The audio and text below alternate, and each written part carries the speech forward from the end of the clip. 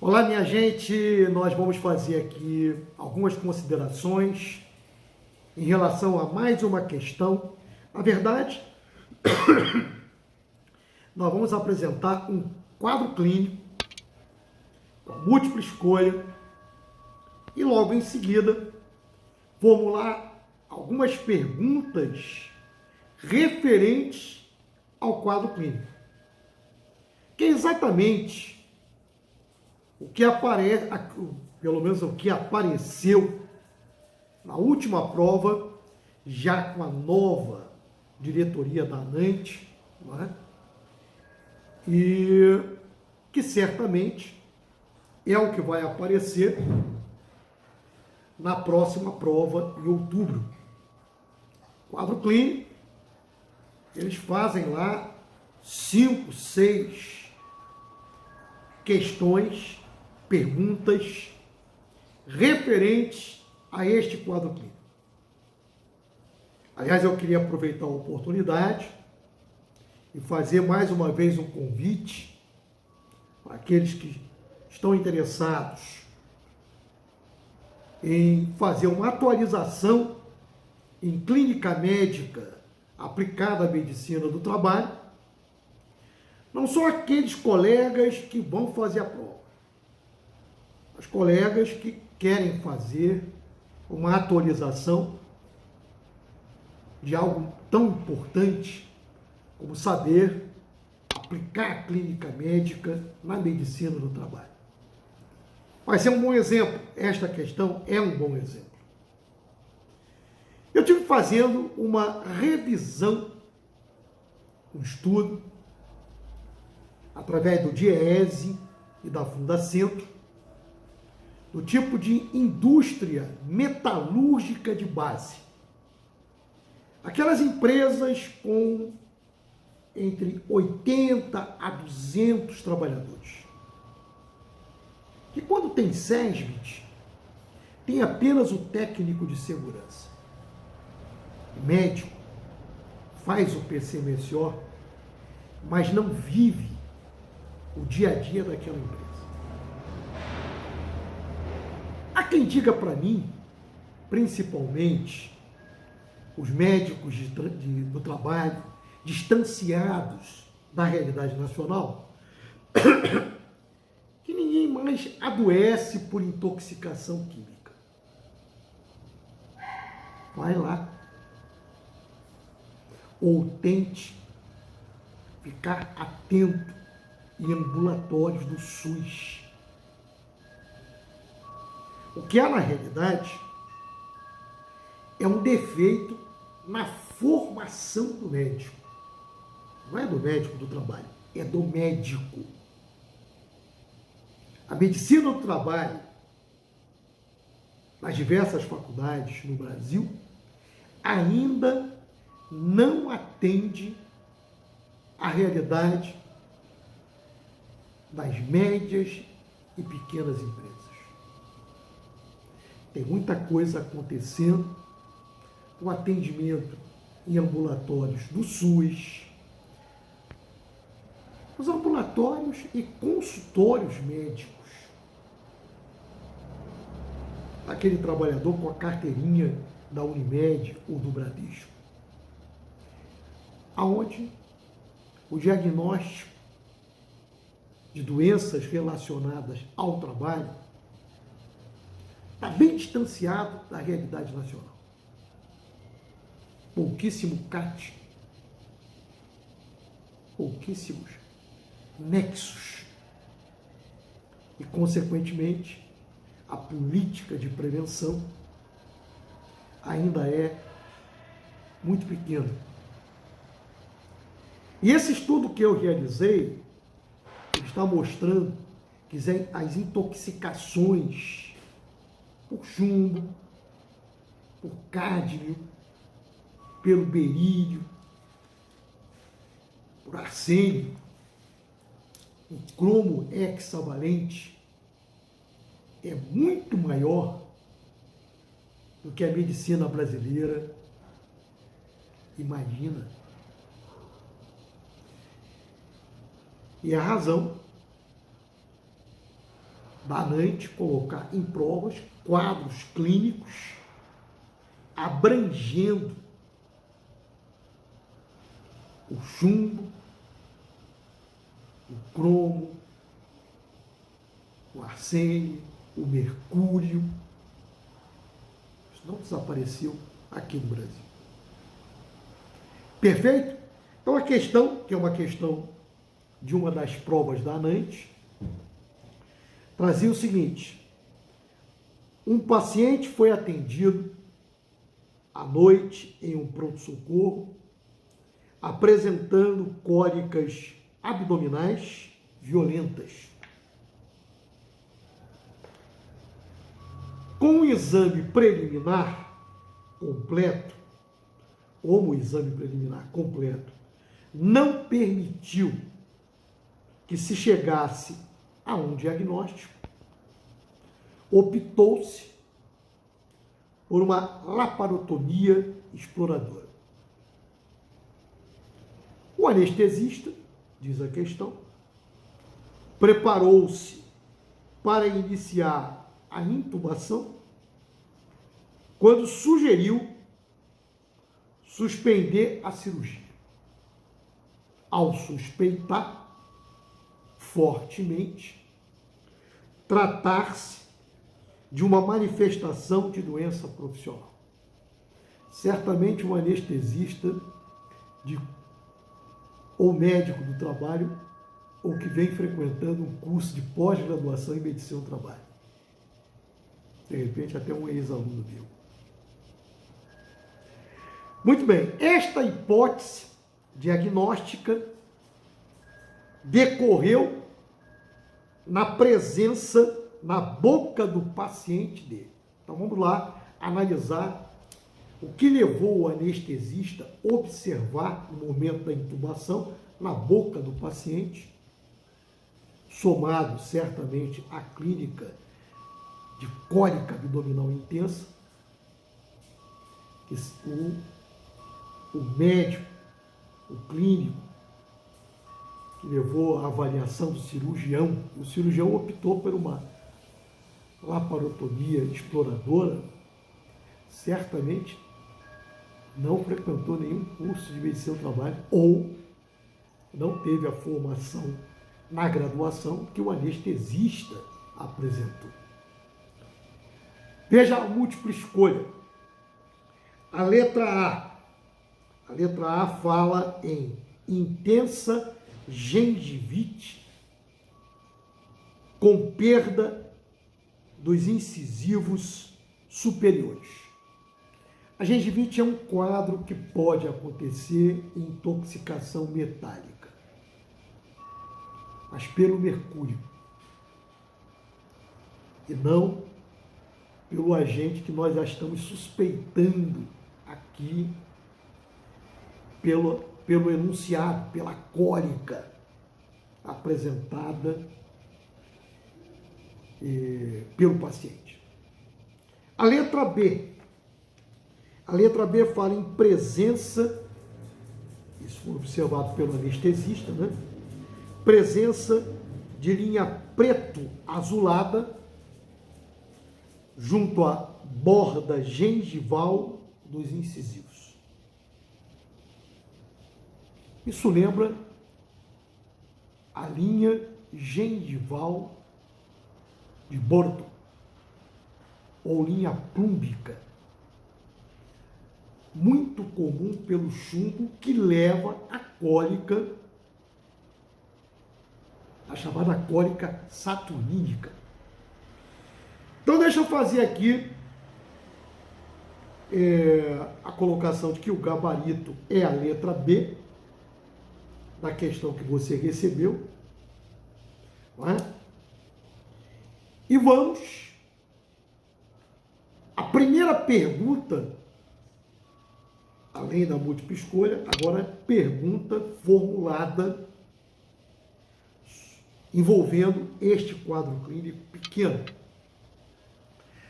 A primeira pergunta foi: qual a explicação para a linha junto à borda gengival dos incisivos. A linha de Boruto. Eu diria que esta linha aparece nas intoxicações crônicas pelo chumbo inorgânico. É a chamada linha de Boruto, ou linha gengival de Boruto. Ela é um azul escuro, não é? Ou por vezes um tanto quanto cinza tendendo para o cinza mais escuro. A linha de Boruto, ela é formada pela precipitação, essa é a resposta da pergunta, pela precipitação de íons de chumbo com o sulfeto. E aí leva à formação dos sais inorgânicos, ou sal insolúvel, ou sulfeto de chumbo, que depositado nos incisivos forma a linha de Boruto. Então, a fisiopatologia, a toxicologia da linha de Boruto é que ela é formada pelo sulfeto de chumbo. É o sulfeto de chumbo gerado o íon chumbo junto a enxofre, né? Ele forma um sal insolúvel, que é o sulfeto de chumbo. Muito bem. Está respondida a primeira.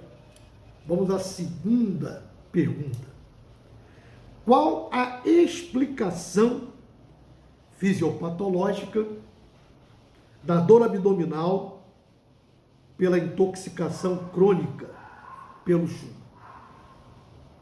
Essa dor abdominal, essa cólica, acontece em agudização da doença.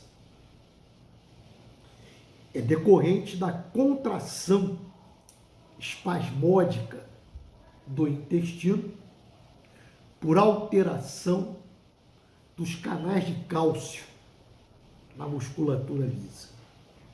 O chumbo tem esse poder de interromper o funcionamento dos canais de cálcio. Isso leva à contração espasmódica, traduzida por uma dor abdominal intensa. Essa dor abdominal da cólica, chamada cólica saturnínica, né? Ela simula um quadro de abdômen agudo. Ela faz diagnóstico diferencial com o quadro de abdômen agudo. E como é que nós podemos clinicamente diferenciar a dor abdominal pelo chumbo da dor abdominal de uma apendicite, por exemplo, de um quadro de abdômen agudo?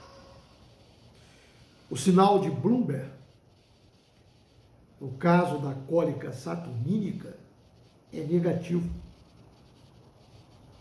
Não há febre.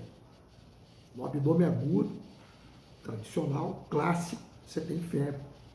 Você tem um hemograma com leucocitose, que não vai aparecer na cólica saturnínica, na agudização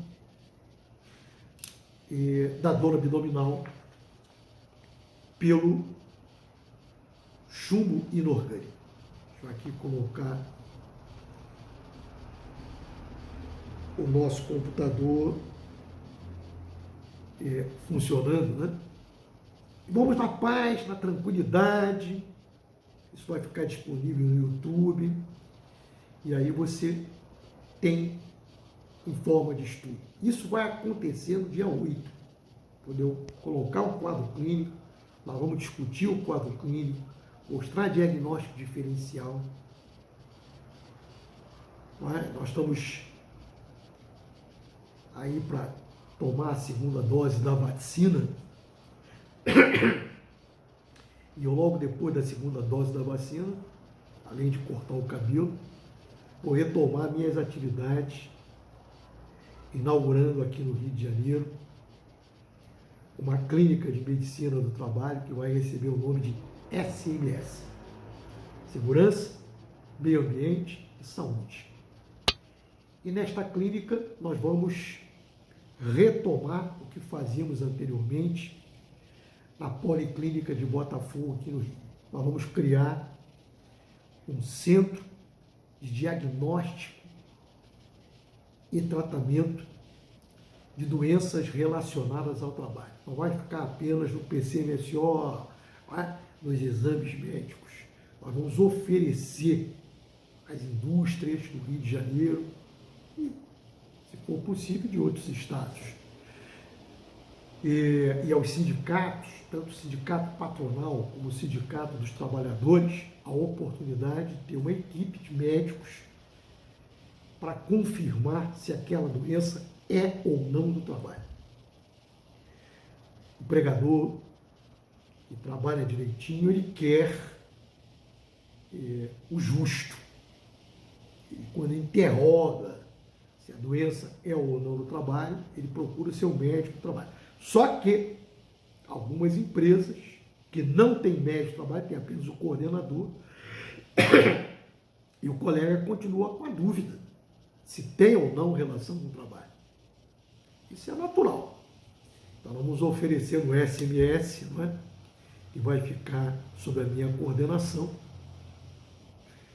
E o que nós estamos fazendo aqui agora com esta questão. E que nós vamos também fazer no dia 8, no sábado, dedicado à Clínica Médica, 8 de maio, a Clínica Médica Aplicada à Medicina do Trabalho, com casos clínicos durante todo o decorrer do sábado. Então, a cólica saturnínica acompanha uma intensa vasoconstricção. E essa vasoconstricção leva também à redução da diurese. Vamos lá, um pouquinho mais de clínica. Paralela à cólica saturnínica, você tem um quadro de vasoconstrição intensa, que leva a uma alteração renal também. A redução da diurese, um aumento da ureia e da creatinina. Isso pode levar à hipertensão arterial. O quadro é um quadro mais complexo. Não é apenas a cólica saturnínica. Você tem a cólica saturnínica, você tem uma vasoconstrição intensa, acompanhada da diminuição da diurese, o aumento da ureia, o aumento da creatinina e o aumento da pressão arterial. Muito bem. Se você está ouvindo aí um cachorro latindo, não é o meu. As minhas já estão dormindo. É aqui do vizinho próximo, né? Muito bem. Então, acompanha a cólica saturnínica uma alteração da função renal. Tudo isso desaparece quando a cólica saturnínica também desaparece. Essa cólica saturnínica, essa dor abdominal pelo chumbo inorgânico intensa, ela diminui com o tratamento através do gluconato de cálcio endovenoso, o atendimento emergencial ao trabalhador desenvolvendo a cólica, que é o que aconteceu certamente com esse trabalhador após o aviso dado pelo anestesista. Perceberam bem? Muito bem. Vamos ampliar um pouquinho mais o bate-papo sobre o chumbo inorgânico. Quase sempre a absorção acontece através de fumos e poeiras pela via inalatória. É a inalação de óxido de chumbo, que são absorvidos por serem mais solúveis em água. É pela maior solubilidade em água que acontece a absorção do chumbo inorgânico na forma de óxido de chumbo. Muito comum pelo estudo que eu realizei, recebi um manual do DIEESE com um levantamento de metalúrgicas de pequeno porte, de médio porte, do ABC, em São Paulo. Isso resultou no aprofundamento das intoxicações metálicas em metalúrgicas.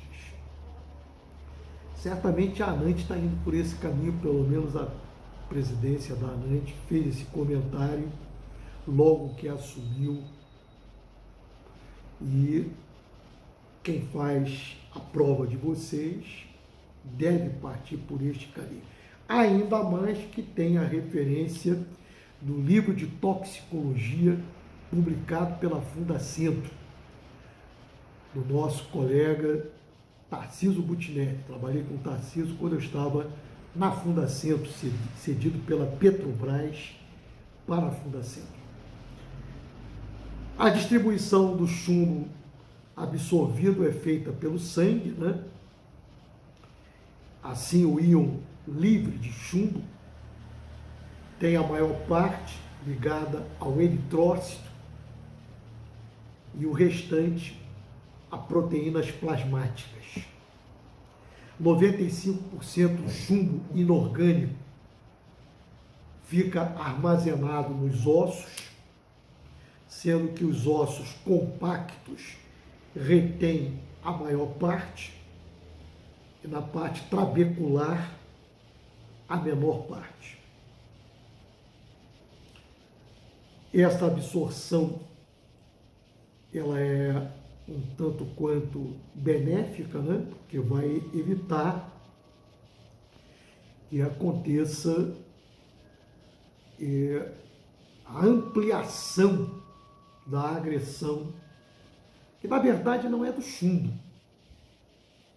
Na verdade, a agressividade provocada em parte do organismo do trabalhador intoxicado pelo chumbo se dá pelo ácido delta-aminolevolínico.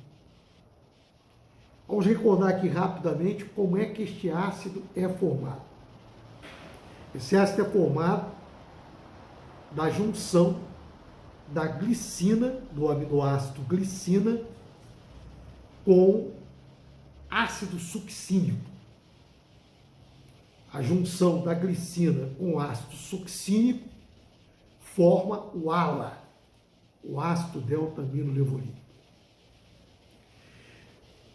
O ALA vai receber a ação enzimática, principalmente do ALA desidratase e outros enzimas, e vai formar um anel pirrônico. A junção de 4 anéis pirrônicos forma o M da hemoglobina. Onde é que entra o chumbo? O chumbo entra inibindo o ALA desidratase, ou ALA deidratase, que é a mesma coisa. A inibição deste enzima vai aumentando no eritrócito, no plasma também, o ALA, porque a glicina continua se unindo ao ácido succínico e formando o ácido delta-aminolevolínico. Apenas não está havendo a transformação do ácido delta-aminolevolínico em anel pirrólico, porque o enzima ALA-D, ala-desidratase, está sendo inibido pelo chumbo. Então, na verdade, todo o enredo clínico da intoxicação pelo chumbo não se dá pelo chumbo, se dá pelo ALA, pelo ácido delta-aminolevolínico. Perfeito? Muito bem.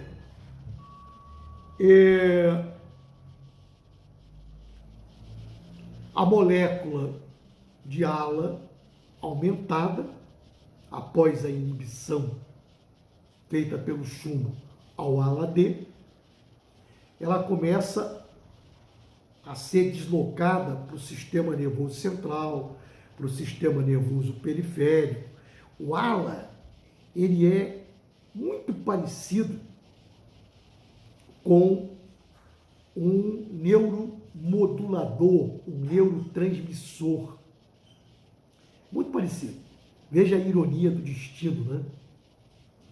Ele é muito parecido com o GABA, o ácido hidróxido butírico, que é conhecido por esta sigla GABA. Assim como ele é muito parecido com o GABA, ele acaba fazendo o papel errático do GABA lá no sistema nervoso periférico, lá no sistema nervoso central. E aí vem toda a explicação para a sintomatologia da encefalopatia provocada indiretamente pelo chumbo, mas na verdade pelo ALA, pelo ácido delta-aminolevolínico. Então, os efeitos provocados pelo ALA no sistema nervoso central, não é? É marcado por uma alteração neurocomportamental, não é? O chumbo leva a uma alteração neurocomportamental, leva também a alterações de sistema nervoso periférico, marcada por paralisia de músculos, não é?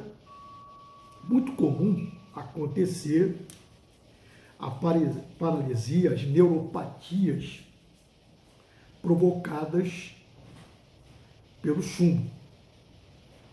Falar um pouquinho também desse papel do ALA no rim, o aparecimento de alterações renais, por alterações também no sistema renina-angiotensina, tem todo esse enredo. E na preparação já para um próximo quadro clínico, eu venho formular para vocês, dizer que o dano tubular pode levar ao provocado pelo ALA, não é? Indiretamente pelo chumbo, pode levar à gota saturnínica, pela diminuição da excreção do ácido úrico. A elevação do chumbo por muitos anos resulta a sequela renal. Na verdade, repito, pelo ALA. É uma nefropatia crônica, uma esclerose de arteríola glomerular, podendo levar à insuficiência renal crônica, uma nefrosclerose saturnínica. Anota isso, porque tudo isso tem importância clínica. As alterações, voltando aqui um pouquinho para as alterações neurológicas, as alterações neurológicas periféricas são marcadas por uma fraqueza generalizada, não é? Eventualmente parestesia, alteração do nervo radial, que que leva ao punho caído. Punho caído e foi verificado em Van Gogh. Ele pintava através de chumbo, através de tintas metálicas que continham chumbo. Alteração do sistema nervoso central, já falei, né? Encefalopatia, com letargia, perda de interesse nas atividades sociais, é um relato da literatura frequente. E é comum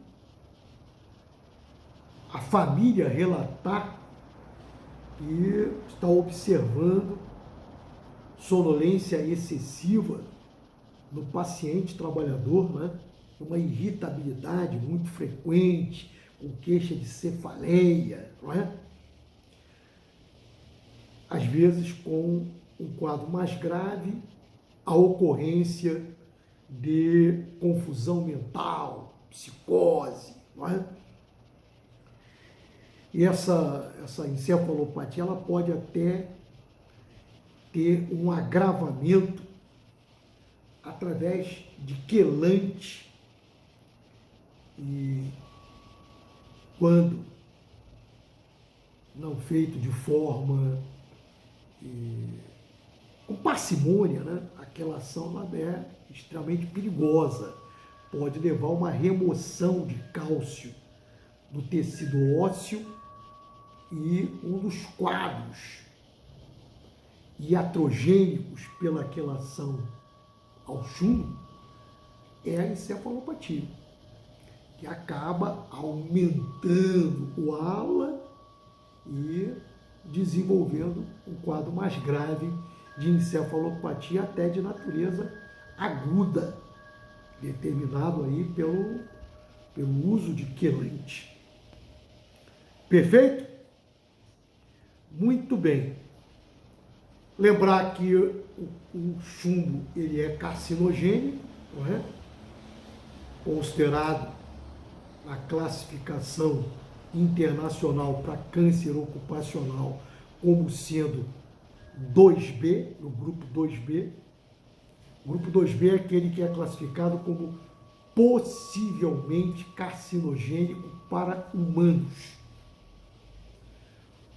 Assim são classificados os compostos inorgânicos de chumbo. Pode acontecer câncer nos rins, no pulmão, no estômago, no cérebro, que são os órgãos alvo, indiretamente pelo chumbo, mas diretamente pelo ala. Perfeito? E aí fiz aí um relato importante. Feito o diagnóstico pela anamnese ocupacional, pela a dosagem da plumbemia, aí eu não estou falando de NR7, de controle biológico. E o diagnóstico da intoxicação é feito pela plumbemia, pela dosagem de chumbo no sangue. E é importante para fazer o diagnóstico diferencial com uma doença conhecida com o nome de porfirina intermitente aguda, onde acontece também dor abdominal, o ALA-U elevado, que é o ácido delta-amino levolínico na urina. Porém, no caso das porfirinas, as porfirias intermitentes, a plumbemia é normal, não tem elevação de chumbo no sangue, como acontece nas intoxicações pelo chumbo. E aí você tem que, com o diagnóstico, promover o afastamento do trabalhador à exposição, acompanhar a queda da plumbemia, isso é clínica, hein? Está sempre fazendo avaliação do chumbo no sangue, não é? Quando acontece a queda da plumbemia de uma forma muito lenta, não é? E o quadro clínico ainda acontecer de forma exuberante, com sofrimento, aí entra a indicação da quelação. E qual é o quelante de escolha? Para quem ainda não recordou, o quelante é um complexo hidrossolúvel estável que é eliminado na urina, que elimina o metal. Que relação é isso? Ó, o produto farmacológico vai se juntar ao metal e expulsá-lo na urina. Por isso que eu digo que o quelante ele forma um complexo hidrossolúvel instável, aliás, instável porque vai levar o metal embora na urina. O quelante indicado para o chumbo, o quelante de escolha, deve ser o EDTA. O EDTA sódio, pela via endovenosa. É o EDTA cálcio e sódio, melhor colocando. É o ácido etileno diamino tetraacetato, cálcio e sódio. Melhor você, quem vai fazer a prova, é o EDTA, ácido etileno diamino. Para clínica, a vida inteira, é o ácido etileno diamino tetraacetato cálcio sódio. É o EDTA cálcio sódio. Pode ser feito também o DMSA, que é o ácido 2,3 dimercapto succínico. Esse pode ser feito pela via oral, enquanto que o EDTA é feito pela via endovenosa ou um efeito melhor pela via intramuscular. Isso deve ser acompanhado com a avaliação da função renal e feito com muito cuidado, porque quelante pode trazer uma remoção de chumbo do tecido ósseo armazenado no ósseo e agravar o problema. Tem que ser feito com cuidado. Além de que qualquer quelante pode levar à insuficiência renal. Então tem que ter lá a avaliação durante a quelação da função renal. Clínica médica pura. Muito bem. A pulmonia tem que estar sempre avaliada, né? Acompanhada. Você tem, no meu futuro livro de clínica médica aplicada à medicina do trabalho, eu coloco uma tabela. Essa tabela, para quem fez o revisaço, ou quem vai fazer, nós vamos fazer um revisaço muito bacana, 3 dias antes da prova, em outubro. Já estão abertas as inscrições. Torço para que até lá a pandemia tenha sido amenizada, todo mundo já vacinado, para que possamos fazer o revisaço em Brasília, que vai ser o local da prova, de forma presencial, né? Para que eu possa ter um convívio com cada um aí de vocês. Perfeito? Lembrar que o hemograma seria um outro exame de acompanhamento. O chumbo é extremamente hemolítico, né? A anemia, ela é microcítica, hipocrômica, há um aumento de reticulócito, há uma reticulocitose, pode acontecer aumento do ponteado basófilo, que é comum também pelo benzeno, mas ele pode acontecer no hemograma dos intoxicados pelo chumbo, não é? Muito bem. Da norma regulamentadora número 7, não é? O que está sendo hoje indicado é o ALA-U, mas também indicado a dosagem de chumbo no sangue, não é? Apenas um apanhado geral do quadro clínico, voltando à clínica das intoxicações pelo chumbo inorgânico, cólica, espasmos intestinais decorrentes de contração espasmódicas na parede intestinal por alterações nos canais de cálcio.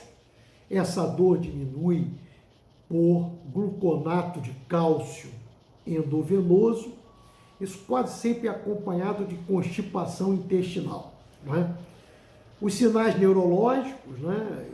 Paralisia saturnínica, é assim chamada paralisia de músculos, fraqueza muscular. Os músculos mais afetados são geralmente os mais ativos. Os extensores de antebraço, punho, não é? O chamado punho caído, que eu já comentei. A encefalopatia crônica pode acontecer pelo chumbo até em crianças, levando ao retardo mental em crianças. Sintomas renais, né? Distúrbio reversível dos túbulos renais, nefropatia intersticial pode ser irreversível, né? Alteração do sistema renina-angiotensina, que já falamos, e a gota saturnínica. Lembrar que as três funções e a fisiologia mais importantes do rim é filtração glomerular, reabsorção tubular e secreção tubular. A reabsorção tubular, ela é inversamente proporcional à secreção tubular. Quando aumenta a reabsorção tubular de alguma coisa, diminui a secreção tubular de alguma coisa. Nas intoxicações pelo chumbo, a reabsorção tubular do ácido úrico aumenta. Ora, se a reabsorção tubular do ácido úrico aumenta, a secreção do ácido úrico diminui. Se a secreção do ácido úrico diminui, aumenta a uricemia. E isto é que leva à chamada gota saturnínica. Os escribas do rei utilizavam uma tinta rica em chumbo e levava frequentemente a estes escribas do rim duas doenças relacionadas ao trabalho. Uma era a gota saturnínica e outra era a Lerdort. De tanto o escriba escrever, eles desenvolviam uma neuropatia periférica. Perfeito? Assim nós falamos um pouquinho aí para vocês de clínica médica aplicada à intoxicação pelo chumbo através da questão que nós formulamos. Mais uma vez, quero convidar cada um para fazer a inscrição e eu quero todo mundo presente para abrir um amplo debate de casos clínicos no dia 8 de maio.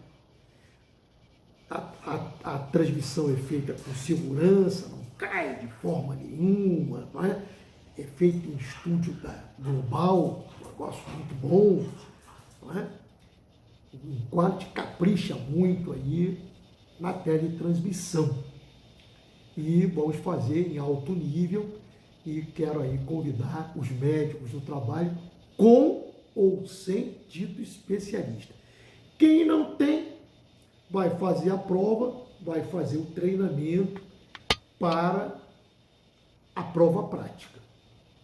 E quem já tem o título, vai fazendo a atualização, que é sempre muito bom, em clínica médica aplicada à medicina do trabalho. Até lá, um abraço, fique em casa, estude, perfeito? E sucesso aí para vocês. Muito obrigado.